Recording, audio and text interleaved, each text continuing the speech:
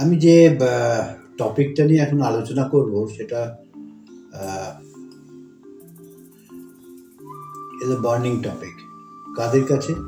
না, যারা voice professionals, মানে যারা সোজা কথায় তার গলার জন্যেই তার প্রফেশন টিকে আছে। যেমন সঙ্গীত শিল্পী, আবৃত্তিকার, টিচার্স, কিছু ক্ষেত্রে তো পলিটিশিয়ান বটেই, আর বাচ্চাদের মা যারা বাচ্চার পেছনে খুব চিল্লিয়ে থাকে। তো সেই ক্ষেত্রে আমাদের ভয়েসটা কেন ক্র্যাক করে সেটা জেনে নিতে হবে। এটা জানার যদি জানতে হয় তাহলে আমাদের জানতে হবে যে আমাদের ভোকাল কর্ড বা স্বরযন্ত্র, এটা আমাদের মেনলি ভয়েস প্রডিউসিং অর্গান। আমাদের কথাটা আমরা কি করে বলি? আমরা নর্মালি একটা শ্বাস ইনহেল করি, মানে লাংসের ভেতর, তারপরে উই ট্রাই টু এক্সেল মানে সেই শ্বাসটাকে আমরা বার করার চেষ্টা করি।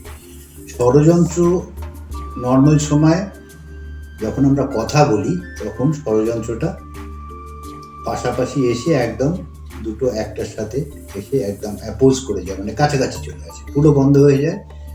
শ্বাসটা আমি নিলাম লাংস থেকে, আবার শ্বাসটা বেরোচ্ছে with the vocal cord close, মানে একদম বন্ধ। ওই এয়ার প্রেশারে ভোকাল কর্ডটাকে দুদিকে সরিয়ে দিয়ে সেই হাওয়াটা আলটিমেটলি বেরোচ্ছে, and that produces the actually the timber, the frequency, মানে ভয়েসের লাউডনেস বা বিভিন্ন স্কেলস আমরা যেগুলো বলি, সেইখানে আমাদের শব্দটা তৈরি হচ্ছে।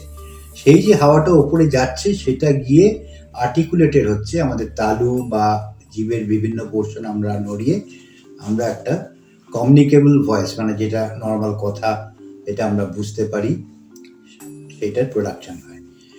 এবার ভোকাল কর্ড এর অ্যানাটমিটা আমাদের জানতে হবে যে কোন ক্ষেত্রে একটা ভোকাল কর্ড নর্মাল বা কোন ক্ষেত্রে একটা ভোকাল কর্ড অ্যাবনর্মাল। ভোকাল কর্ডের আমাদের বিভিন্ন স্তর বা লেয়ার থাকে, 5টা লেয়ার জেনারেলি থাকে। এবার এই যে লেয়ার্সগুলো, এই লেয়ার্সের প্রথম যে লেয়ারটা সেটাকে mucosal wave of the vocal cord বলা হয়, মিউকোজাল বা layer of the vocal cord বলা হয়। তো তারপরের দুটো লেয়ার, এই টোটাল 3টে লেয়ার অ্যাকচুয়ালি আমাদের ভয়েস প্রোডাকশন তৈরি করতে সাহায্য করে। এবার গলা ভেঙে যাওয়া এর প্রতিকার কি বা এর চিকিৎসা কি? প্রথমেই যদি গলা ভেঙে যায়, অনেক সময় ঠান্ডা লাগলেও ভোকাল কর্ডস ফুলে যায়, সেই ক্ষেত্রে আমার গলাটা ভেঙে যেতে পারে। তো নর্মাল কিছু ওষুধ আছে বা স্টিম ইনহেলেশন, এগুলো করলে ভোকাল কর্ডের গলাটা আবার ভোকাল কর্ডটা আবার নর্মাল পজিশনে আসে, আমাদের গলার স্বরটা আবার ফিরে আসে। কিন্তু আমি যদি continuously over use of voice করি, যেমন যেসব প্রফেশনের কথা বললাম, তাহলে সবসময় একটা ঘর্ষণ হতে থাকে ভোকাল কর্ডের ভেতর আমরা যখন কথাটা বলছি। এই ঘর্ষণটা হতে হতে ভোকাল কর্ডসগুলো মোটা হয়ে যায়। কিছু কিছু জায়গায় ভোকাল কর্ডে ছোট্ট সাবুদানার মতো জিনিস, যেটা খুব কমন, যেটা ভোকাল নোডিউল বলা হয়, ইংরেজিতে এটাকে সিঙ্গার্স নোডিউল, এই কথা প্রচলিত আছে, এই জিনিসটিও হতে পারে। বা অনেক সময় দেখা যায় যে খুব জোরে চেঁচালে একটা ভোকাল নোডিউল, তার ভেতর হেমারেজ হচ্ছে, রক্তক্ষরণ হয়, সেটা একটা হেমারেজিক পলিপ আকার ধারণ করতে পারে। এইগুলো হচ্ছে ওভার ইউজ অফ ভয়েসের জন্যে যে ভোকাল কর্ডের প্রবলেমগুলো দেখা যায়। আরেকটা কমনেস্ট প্রবলেম, যেটা আমরা অ্যাসিড রিফ্লাক্স বলি। অ্যাসিডিটি কিন্তু স্বর ভঙ্গ করে। কিভাবে করে অত ডিটেলসে না গিয়ে, আমাদের নর্মাল অ্যাসিডটাই এটা স্টামাকে তৈরি হয়, সেটা ওপরে গিয়ে আমাদের যে ল্যারিংস বা শ্বাসনালী এবং খাদ্যনালীর যে জাংশন, সেই জায়গাটাতে গিয়ে ইরিটেট করে জায়গাটাকে লাল করে দেয়, কনজেশন করে দেয়। সেই ক্ষেত্রেও ভোকাল কর্ডের মুভমেন্ট কিন্তু হ্যাম্পার্ড হতে পারে। এবার এর আমরা ডায়াগনোজ করব কি করে? যে এটা আমার কাছে একটা পেশেন্ট এলো, ভোকাল কর্ডটা তার কেন, কি কারণ, বিভিন্ন কারণ বললাম, তার ভিতরে আরেকটা মেইন কারণ যেটা বলা উচিত, cancer of the vocal cord. সব থেকে প্রথম যে সিমটম নিয়ে পেশেন্ট আসে, এটা পেশেন্টের গলাটা ভেঙে যাচ্ছে। তো সেই ক্ষেত্রে আমাদের প্রথম first and the foremost investigation যেটা আমরা করি, এটাকে বলা হয় ফাইবার অপটিক ল্যারিঙ্গোস্কোপি। সেইটা দিয়ে আমরা ভোকাল কর্ডের একটা ছবি তুলি শ্বাস নেওয়া অবস্থায় এবং ফোনেট বা বা আওয়াজ করা অবস্থায়। এই দুটো অবস্থায় দেখলেই আমরা বুঝে যাই ভোকাল কর্ডের মুভমেন্ট কতটা, ভোকাল কর্ডের ভেতর কোনো পলিপ বা কোনো ভোকাল নডিউল বা প্যাচিডার্মিয়া, যেটা অম্লজনিত কারণে হয়, সেই জিনিসটা পাওয়া যাচ্ছে কিনা। তো এর থেকে আমরা ডায়াগনোজ করে ফেলি, করে অ্যাকর্ডিংলি ট্রিটমেন্টগুলো, ওয়েদার এটা সার্জিক্যাল না মেডিকেল ট্রিটমেন্টের ভেতর অতি অবশ্যই স্টিম ইনহেলেশন, ভয়েস রেস্ট, বেশি করে জল খাওয়া।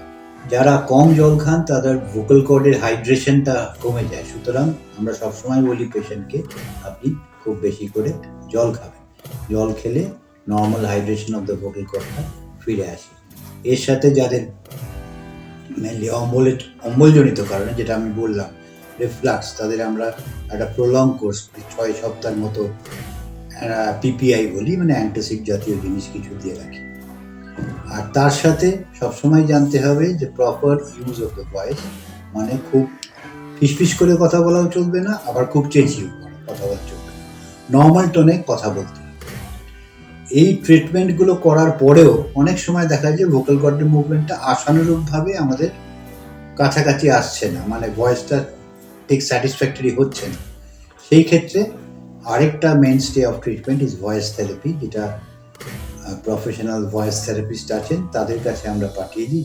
তারা কিছু গলার এক্সারসাইজ করিয়ে পেশেন্টসের গলা আগের মতো অবস্থায় ফিরে আসে। আর ক্যান্সারজনিত কারণে যদি হয় তো সেটা ট্রিটমেন্ট প্রথমেই আমাদের একটা সিটি স্ক্যান করতে হয়, ল্যারিংসের সিটি স্ক্যান করে দেখে নিয়ে তার বায়োপসি ইত্যাদি, এবং তার সেই পেশেন্টের যদি ক্যান্সার প্রুভড হয় তো সেই ক্ষেত্রে ট্রিটমেন্টগুলো সেইভাবেই সাজানো, রেডিওথেরাপি, কেমোথেরাপি বা সার্জারি এইসব দিকে চলে যায়। তবে গলা ভালো রাখতে গেলে সব থেকে প্রথম চেঁচানো চলবে না। হ্যাঁ, গান বাজনা তো করবেনই, যারা গান বাজনার ভেতর আছেন বা আবৃত্তি করছেন তাদের ভয়েস থেরাপিস্টের সাথে যোগাযোগ রাখতে হবে। প্রথমে একটা ফাইবার অপটিক ল্যারিঙ্গোস্কোপি করে নিয়ে, আরও বেটার কিছু আমাদের অত্যাধুনিক ইনভেস্টিগেশন চলে এসছে, যেগুলোকে স্ট্রোবোস্কোপি বলা হয়, যেটা ফাইবার অপটিক ল্যারিঙ্গোস্কোপিরই মতো ব্যাপার। বাট আমি যে প্রথমেই বলেছিলাম ভোকাল কর্ডের 5টা লেয়ার আছে, প্রত্যেকটা লেয়ারে একটা মুভমেন্টের একটা ওয়েভস তৈরি হয়, সেই ওয়েভসগুলো কিন্তু সেই স্ট্রোবোস্কোপি, এই ইনভেস্টিগেশন বা এই পরীক্ষাটার মাধ্যমে আমরা ডিটেক্ট করতে পারি কোন পার্টিকুলার লেয়ারে পেশেন্ট অফ দ্য ভোকাল কর্ডে পেশেন্টের প্রবলেম আছে।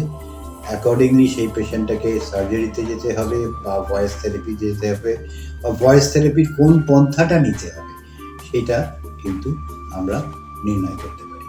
সুতরাং গলা ভালো রাখতে গেলে নিয়মিত জল খেতে হবে, তা ঝাল বা বেশি স্পাইসি ফুড একটু অ্যাভয়েড করতে হবে। যাদের অম্বলজনিত কারণ আছে তাদের জন্য প্রপার ডাক্তার দেখিয়ে একটু পিপিআই বা অ্যান্টাসিডস খেতে হবে।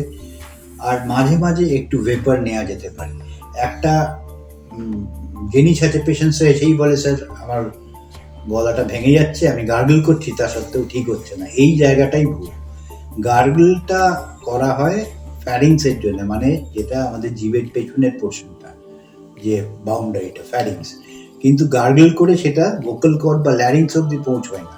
সুতরাং ওই জায়গাটাকে নর্মালি হিউমিডিফাই রাখতে গেলে আমাদের একটা জিনিসই করতে হবে, দ্যাট ইজ স্টিম ইনহেলেশন, এবং এটা খুবই উপকারী। তবে স্টিম মানে কি যে 8 ঘন্টা ধরে স্টিম নিয়ে গেলাম তা না, 10 থেকে 20 সেকেন্ড থ্রু দ্য মাউথ, মুখের ভেতর দিয়ে যদি আমরা স্টিম নিতে পারি তাহলে কিন্তু proper humidification of the vocal cord হয়। লাইক ও সাবস্ক্রাইব করার পাশাপাশি বেল আইকনটি প্রেস করতে ভুলবেন না। Well talk, talking wellness.